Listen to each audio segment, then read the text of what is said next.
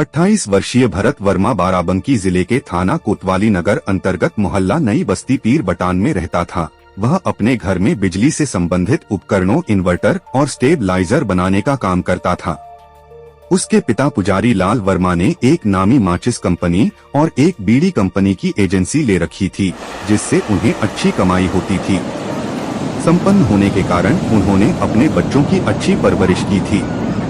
सन 2000 में पुजारी लाल की मृत्यु हो गई। भरत की 3 बहनें और 3 भाई थे। बहनें विवाह के बाद अपनी ससुराल में रह रही थीं। भरत से 2 बड़े भाई थे, राम, लक्ष्मण, और एक छोटा भाई था, शत्रुघ्न। बड़े भाई राम की भी सन 2009 में कैंसर के कारण मृत्यु हो गई थी। भरत को छोड़कर दोनों भाई विवाहित थे। जवान बेटे राम की मृत्यु के बाद मां अन्नपूर्णा भी बीमार रहने लगी और सन 2016 में उनका भी देहांत हो गया था। तीनों भाई अपने अपने काम धंधे में व्यस्त थे। 22 अक्टूबर 2020 को भरत घर पर था। किसी का फोन आया तो रात 8:30 बजे वह घर से निकल गया। शत्रुघ्न और लक्ष्मण घर लौटे तो भरत घर पर नहीं था। घर के सदस्यों से पूछा तो पता चला कि किसी का फोन आया था। उसके बाद भरत चला गया था। लक्ष्मण ने भरत का फोन मिलाया तो वह बंद था। 23 अक्टूबर की सुबह यंग स्ट्रीम स्कूल के पीछे नाले के किनारे एक युवक की लाश पड़ी मिली। वहां पहुंचे राहगीरों ने लाश देखी तो किसी ने नगर कोतवाली पुलिस को सूचना दे दी। इंस्पेक्टर पंकज सिंह अपनी टीम के साथ तुरंत मौके पर पहुंच गए। मृतक की उम्र लगभग 28 से 30 वर्ष थी। उसके सिर व गले पर किसी तेज धारदार हथियार से वार किए गए थे। गला आधा कटा हुआ था।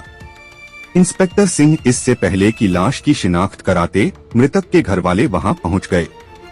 वह लाश भरत वर्मा की थी, जिसकी शिनाख्त मौके पर पहुंचे उसके छोटे भाई शत्रुघ्न ने की। इंस्पेक्टर सिंह ने उससे आवश्यक पूछताछ की। शत्रुघ्न ने किसी पर शक नहीं जताया। उसने कहा कि भरत शराब पीता था। शराब के नशे में किसी से विवाद हो गया होगा, जिसकी वजह से यह घटना हुई होगी। फिलहाल इंस्पेक्टर सिंह ने लाश को पोस्टमार्टम के लिए मोर्चरी भेज दिया और शत्रुघ्न को साथ लेकर कोतवाली आ गए। शत्रुघ्न की तहरीर पर इंस्पेक्टर सिंह ने अज्ञात के खिलाफ भादंवी की धारा 302 के तहत मुकदमा दर्ज करा दिया। इसके बाद उन्होंने भरत वर्मा के मोबाइल नंबर की कॉल डिटेल्स निकलवाई। कॉल डिटेल्स में घटना से पहले जिस नंबर से कॉल आई थी वह नंबर भी था। उस नंबर की पड़ताल की गई तो नंबर कोतवाली नगर के ही आनंद नगर लखपेड़ाबाग निवासी शिवम उर्फ शंभुनाथ शुक्ला का निकला। शिवम का पुलिस रिकॉर्ड भी था। वह वाहन चोरी के मामले में कई बार जेल जा चुका था। इंस्पेक्टर पंकज सिंह ने 24 अक्टूबर 2020 को शिवम को उसके घर से गिरफ्तार कर लिया।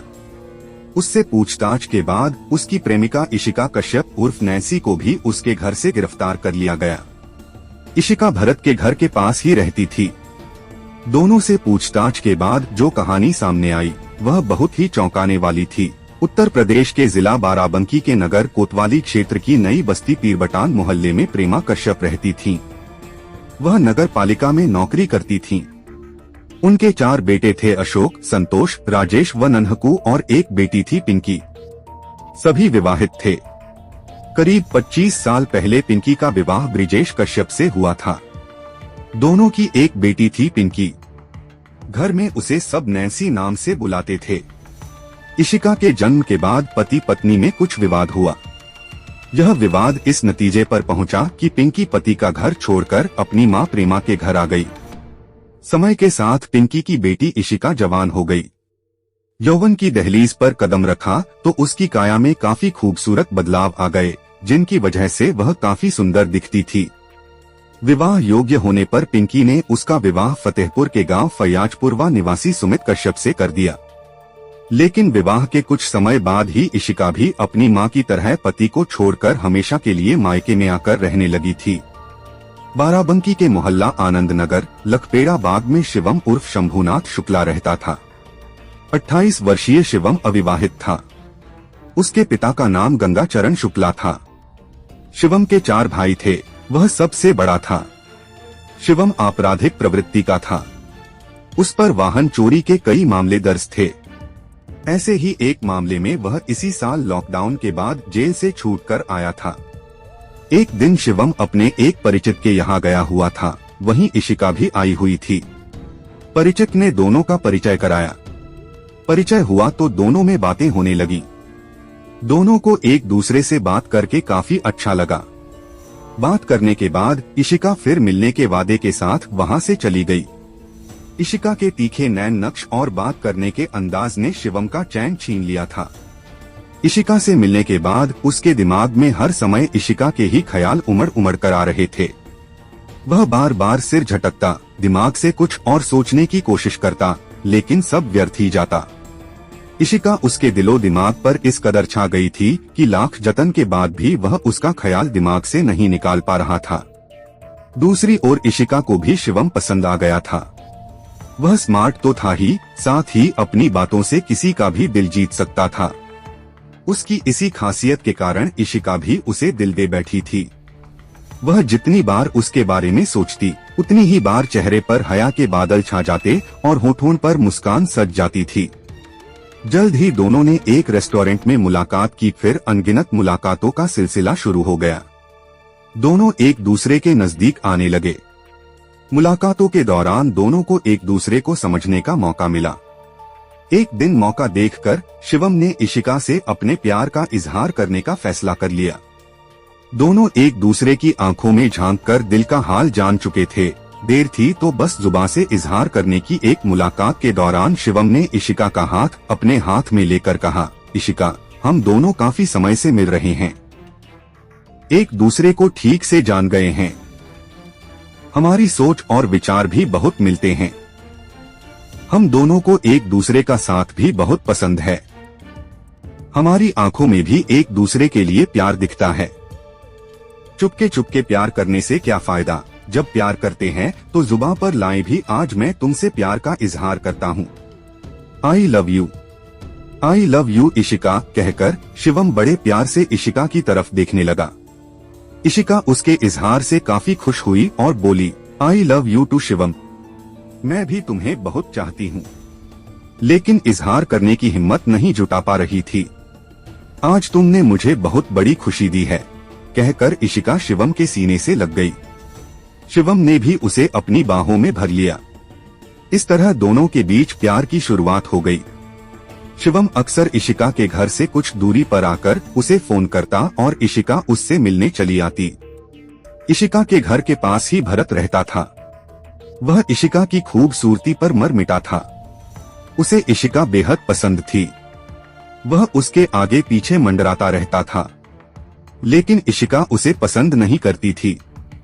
फिर भी भरत उसके पीछे पड़ा था।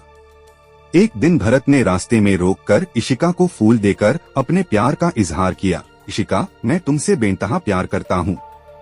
तुम मेरा प्यार स्वीकार कर लो, मैं तुम्हें जीवन भर खुश रखूंगा, किसी चीज की कमी नहीं होने दूंगा। पागल हो गए हो तुम, मैं तुम्हें पसंद नहीं करती, प्यार करना तो दूर की बात है। मेरे रास्ते में भी न आया करो, न आगे पीछे घूमा करो।